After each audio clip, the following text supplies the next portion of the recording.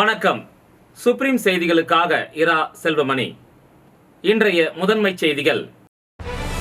துணை தாசில்தார் பணிக்கு நியமன ஆணை கவர்னர் கைலாசநாதன் வழங்கினார். புதுச்சேரி அரசு கால்நடைத்துறை சார்பில் வழங்கப்பட்ட கறவை மாடு மற்றும் வெள்ளாடு வளர்ப்பு திட்டத்தில் மிகப்பெரிய ஊழல். விசாரணை குழு அமைத்து முறைகேடுகளை விசாரிக்க வலியுறுத்தி காங்கிரஸ் கட்சியினர் நூதன கண்டன ஆர்ப்பாட்டம். புதுச்சேரியில் உதயமானது மேலும் ஒரு புதிய கட்சி. நமது மக்கள் கழகம் என்ற புதிய கட்சியை தொடங்கி கட்சி கொடியை அறிமுகம் செய்தார் சுயேட்சை சட்டமன்ற உறுப்பினர் நேரு. புதுச்சேரியில் துணை தாசில்தார் பணிக்கு பணி நியமன ஆணையை கவர்னர் கைலாசநாதன் வழங்கினார். புதுச்சேரி வருவாய்த்துறையில் காலியாக உள்ள 30 துணை தாசில்தார் பணியிடங்களுக்கு விண்ணப்பங்கள் பெறப்பட்டு போட்டித் தேர்வு 2 வேளைகளாக புதுச்சேரியில் 80 மையங்களிலும், காரைக்காலில் 12, மாஹே 3, ஏனாம் 6 மையங்களிலும் தேர்வு நடத்தப்பட்டது. தேர்வில் வெற்றி பெற்றவர்களுக்கு சான்றிதழ் சரிபார்க்கப்பட்டு பணி ஆணை வழங்கும் நிகழ்ச்சி கருவடிக்குப்பம் காமராஜர் மணிமண்டபத்தில் நேற்று நடைபெற்றது.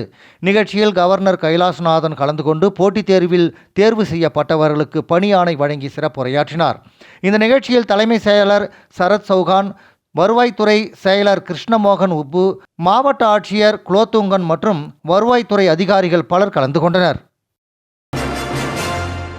புதுச்சேரி அரசு கால்நடைத்துறையில் நடைபெற்றுள்ள ஊழல் முறைகேட்டை கண்டித்து ஆடு, மாடு, கோழி மற்றும் கன்றுக்குட்டிகளை கையில் பிடித்தபடி காங்கிரஸ் கட்சியினர் நூதன போராட்டத்தில் ஈடுபட்டனர். புதுச்சேரி அரசு கால்நடைத்துறை சார்பில் பயனாளிகளுக்கு வழங்கப்பட்ட கறவை மாடு மற்றும் வெள்ளாடு வளர்ப்பு திட்டத்தில் மிகப்பெரிய ஊழல் முறைகேடு நடந்திருப்பதை கண்டித்தும், விசாரணை குழு அமைத்து ஊழல் முறைகேடுகளை விசாரிக்க வேண்டும் என வலியுறுத்தியும் புதுச்சேரி காங்கிரஸ் விவசாய அணி சார்பில் கண்டன ஆர்ப்பாட்டம் சுதேசி பஞ்சாலை அருகே நடைபெற்றது.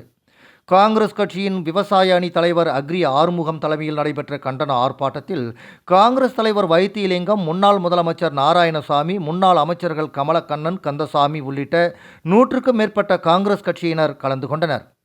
ஆர்ப்பாட்டத்தில் ஈடுபட்ட காங்கிரஸ் கட்சியினர் ஆடு, மாடு, கோழி மற்றும் கன்றுக்குட்டிகளை கையில் பிடித்தபடி நூதன போராட்டத்தில் ஈடுபட்டதுடன் புதுச்சேரி அரசை கண்டித்து கண்டன கோஷங்களை எழுப்பினர்.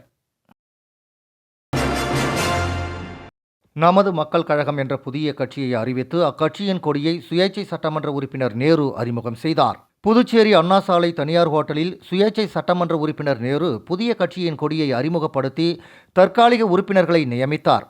பின்னர் அவர் செய்தியாளர்களிடம் கூறும்பொழுது, புதுச்சேரி உரிமையை காக்கவும், பாரம்பரியம் மற்றும் கலாச்சாரத்தை பாதுகாக்கவும், லஞ்சம் ஊழலற்ற நிர்வாகத்தை ஏற்படுத்தவும் புதிய அரசியல் கட்சியை துவங்க வேண்டிய கட்டாயத்தின் பேரில் புதிய அரசியல் கட்சியை துவங்கியுள்ளோம். நமது மக்கள் கழகத்தின் தற்காலிகமான பொறுப்பாளர்களாக அனைத்து உறுப்பினர்களின் ஒப்புதலோடு தலைவராக நேரு, துணைத் தலைவராக சீதாராமன், பொதுச் செயலாளராக விநாயகம், இணை பொதுச் செயலாளராக சுந்தரராஜு, பொருளாளராக செல்வம் ஆகியோர் நியமிக்கப்பட்டுள்ளனர். நமது மக்கள் கழகம் கட்சியின் கொடியின் மேல்புறம் கீழ்ப்புறம் சிவப்பு நிறமும், நடுவில் வெள்ளை நிறமும், மையத்தில் மஞ்சள் நிறத்தில் வட்ட வடிவம் இடம்பெற்றுள்ளது. அந்த வட்டத்தில் புதுச்சேரி கலாச்சாரத்தை 2 கரங்களால் தாங்கி பிடிக்கக்கூடிய விதமாக கிரீடத்துடன் கூடிய புதுச்சேரியின் பாரம்பரிய கட்டட ஓவியம் நீல நிறத்தில் இடம்பெற்றிருக்கிறது. அந்த கட்டட ஓவியத்தில் 30 நீல வண்ண கற்கள் பதிக்கப்பட்டுள்ளது. அந்த 30 கற்கள் புதுச்சேரி மாநிலத்தில் உள்ள 30 தொகுதியை குறிக்கிறது. ஓவியத்தை சுற்றி 5 நட்சத்திரங்கள் நீல நிறத்தில் இடம்பெற்றுள்ளது. அது 5 பிரதான கொள்கைகளை குறிக்கிறது. அதன்படி முதல் நட்சத்திரம் தனி மாநில அந்தஸ்து, 2வது கூட்டாட்சி தத்துவம், 3வது சமூக நீதி மற்றும் சமூக நல்லிணக்கம், 4வது பெண் உரிமை, 5வது லஞ்ச ஊழலற்ற நிர்வாகம் ஆகியவற்றை குறிக்கும் வகைகளில் அமைக்கப்பட்டுள்ளது.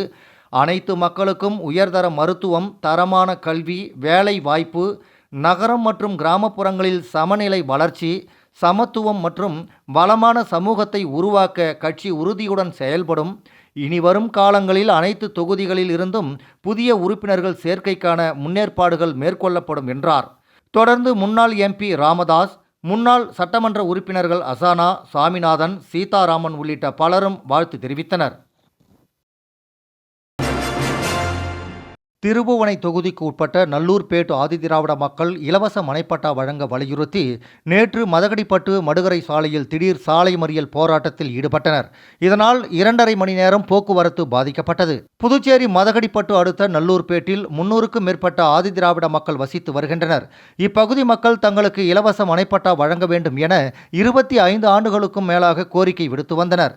இந்த நிலையில் புதுச்சேரி ஆதிதிராவிடர் நலத்துறையின் மூலம் கடந்த 2015ஆம் ஆண்டு அப்போதைய சட்டமன்ற உறுப்பினர் அங்காளன் மேற்கொண்ட நடவடிக்கையால் ஆதிதிராவிட மக்கள் 81 பேருக்கு இலவச மனைப்பட்டா வழங்கப்பட்டது. இதில் 50க்கும் மேற்பட்ட பயனாளிகளுக்கு மனைப்பட்டா கிடைக்கவில்லை. இந்த நிலையில் நல்லூர் ஏரிக்கு கிழக்கே உள்ள மந்தக்கரை பகுதியில் 2.5 ஏக்கர் அரசு புறம்போக்கு இடத்தை வெளியூர்களில் வசிக்கும் மக்களுக்கு இலவச மனைப்பட்டா வழங்க அரசு நடவடிக்கை மேற்கொண்டது. இதற்கு நல்லூர் கிராம மக்கள் எதிர்ப்பு தெரிவித்து போராட்டம் நடத்தினர். இதனால் அந்த திட்டம் கைவிடப்பட்டது. இதற்கிடையே நல்லூரில் உள்ள அரசு புறம்போக்கு இடத்தில் உள்ளூர் ஆதிதிராவிட மக்களுக்கு இலவச மனைப்பட்டா வழங்க புதுச்சேரி அரசு நடவடிக்கை எடுக்க வலியுறுத்தி ஒரு தரப்பினர் சென்னை ஹைகோர்ட்டில் கடந்த 9 ஆண்டுகளுக்கு முன்பு வழக்கு தொடுத்தனர்.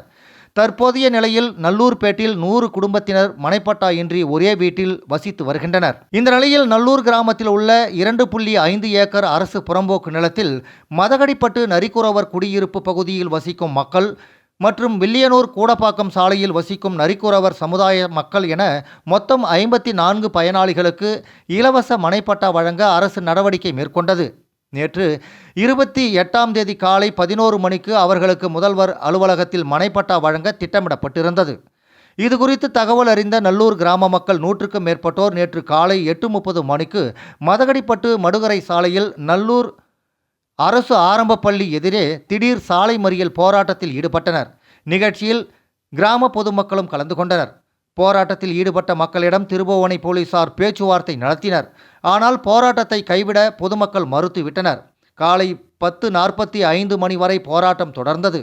இந்த நிலையில் வில்லியனூர் தாசில்தார் சேகர், துணை தாசில்தார் பிரேம்சந்தர், ஆர்ஐ நாகராஜன், விஏஓ சக்தி சிவகாமி, புதுச்சேரி நில அளவை பதிவேடுகள் துறை தாசில்தார் சந்தோஷ்குமார், உதவி இயக்குனர் சகாயராஜ், ஆர்ஐ அருண் கீர்த்தி, நெட்டப்பாக்கம் போலீஸ் இன்ஸ்பெக்டர் கீர்த்திவர்மன் ஆகியோர் போராட்டத்தில் ஈடுபட்டவர்களிடம் பேச்சுவார்த்தை நடத்தினர்.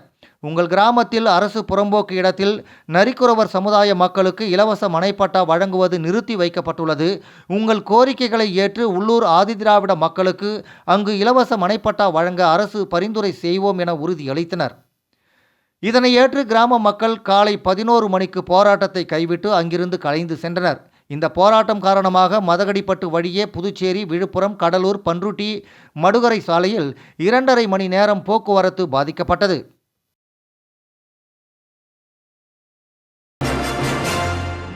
ஸ்ரீ மணக்குள விநாயகர் மருத்துவக் கல்லூரி மற்றும் மருத்துவமனையில் 20வது ஆண்டு MBBS மாணவர் சேர்க்கை விழா நடைபெற்றது.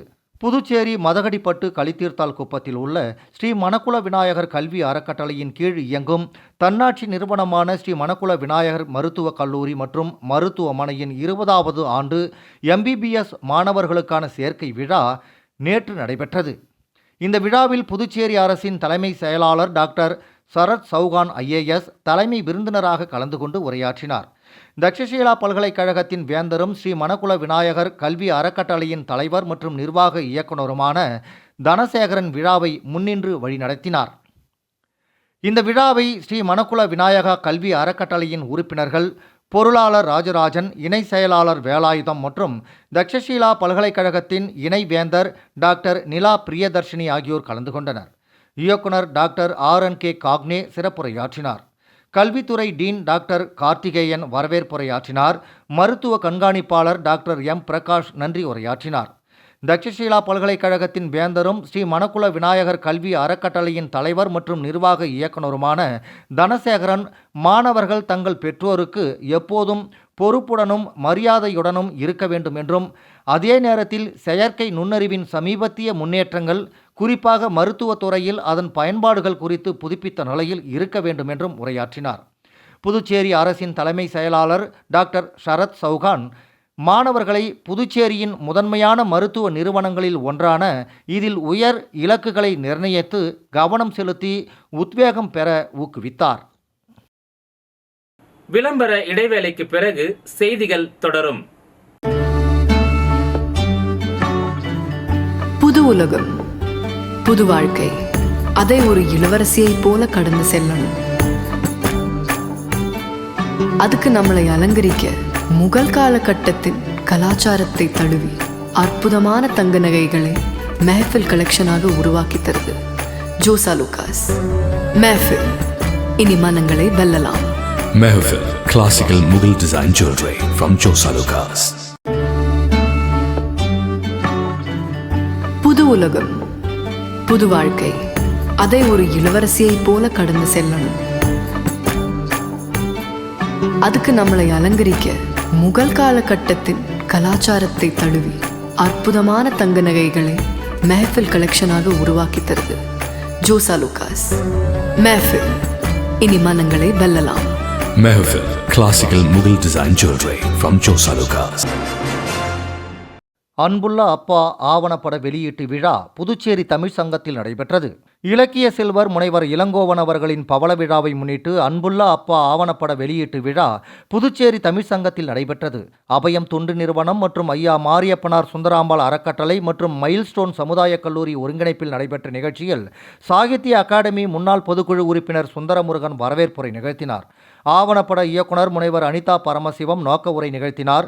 நண்பர்கள் தோட்டம் தலைவர் திருநாவுக்கரசு மற்றும் சாகித்ய அகாடமி மேனாள் தமிழ் ஆலோசனை குழு உறுப்பினர் புதுவை யுகபாரதி ஆகியோர் கருத்துரை வழங்கினார்கள். இதில் புதுவை தமிழ்ச்சங்க செயலர் சீனு மோகன்தாஸ், பாரதிதாசன் அறக்கட்டளை தலைவர் கோ பாரதி, புதுவை ஒலியியல் பண்பாட்டு ஆராய்ச்சி நிறுவனர் சம்பத், மாரியப்பனார் சுந்தராம்பாள் அறக்கட்டளை மாரியப்பன், குழந்தைகள் கலை இலக்கிய வளர்ச்சிக் கழகம் தலைவர் உசேன், புதுச்சேரி மொழியியல் பண்பாட்டு ஆராய்ச்சி நிறுவன முன்னாள் இயக்குனர் பக்தவச்சல பாரதி உள்ளிட்ட ஏராளமானோர் கலந்து கொண்டு அன்புள்ள அப்பா ஆவணப்படத்தை வெளியிட்டு சிறப்புரையாற்றினார்கள். உச்சநீதிமன்றத்தில் 53வது தலைமை நீதிபதியாக சூரியகாந்த் பெயர் பரிந்துரை செய்யப்பட்டுள்ளது. உச்சநீதிமன்றத்தில் 53வது தலைமை நீதிபதியாக சூரியகாந்த் பெயரை ஒன்றிய அரசுக்கு பரிந்துரைத்தார் தலைமை நீதிபதி பி.ஆர். கவாய். பி.ஆர். கவாயின் பதவிக்காலம் வரும் நவம்பர் 23ஆம் தேதியுடன் முடிவடைய உள்ள நிலையில் சூரியகாந்த் பெயர் பரிந்துரைக்கப்பட்டுள்ளது. பிரைட்ஸ் லேர்னிங் வித்யாலயா பள்ளியில் நடைபெற்ற விழாவில் துணைநிலை ஆளுநர் கைலாசநாதன் கலந்து கொண்டார். மத்திய அரசின் சமூக நீதி மற்றும் அதிகாரமளித்தல் துறையின் கீழ் இயங்கும் தேசிய பன்முக மாற்றுத்திறனாளிகளுக்கு அதிகாரமளித்தல் நிறுவனம், புதுச்சேரி ஆட்டிசம் நலச்சங்கம் மற்றும் புதுச்சேரி கற்றல் குறைபாட்டாளர் சங்கம் சார்பில் கற்றல் குறைபாட்டை புரிந்து கொள்ளுதல் தலைப்பிலான தொடர் புனர்வாழ்வு கல்வி நிகழ்ச்சி பிரைட்ஸ் லேர்னிங் வித்யாலயாவில் இன்று நடைபெற்றது. துணைநிலை ஆளுநர் கைலாசநாதன் சிறப்பு விருந்தினராக கலந்து கொண்டு உரையாற்றினார். நிகழ்ச்சியில் புதுச்சேரி டிஸ்லெக்சியா சங்கத்தின் புரவலர் மற்றும் ஜிப்மர் மருத்துவமனையின் முன்னாள் துறை தலைவர் டாக்டர் மகாதேவன், புதுச்சேரி ஆட்டிசம் நலசங்கத்தின் நிறுவனர் திருமதி புவனா வாசுதேவன், NIE PMD இயக்குனர் டாக்டர் நாச்சிகேத்த ரவுட், புனர்வாழ்வு கல்வி அதிகாரி திருமதி அனுசுயா ஆகியோர் பங்கேற்றனர். துணை தாசில்தார் பணிக்கு நியமன ஆணை கவர்னர் கைலாசநாதன் வழங்கினார். புதுச்சேரி அரசு கால்நடைத்துறை சார்பில் வழங்கப்பட்ட கறவை மாடு மற்றும் வெள்ளாடு வளர்ப்பு திட்டத்தில் மிகப்பெரிய ஊழல், விசாரணை குழு அமைத்து முறைகேடுகளை விசாரிக்க வலியுறுத்தி காங்கிரஸ் கட்சியினர் நூதன கண்டன ஆர்ப்பாட்டம். புதுச்சேரியில் உதயமானது மேலும் ஒரு புதிய கட்சி.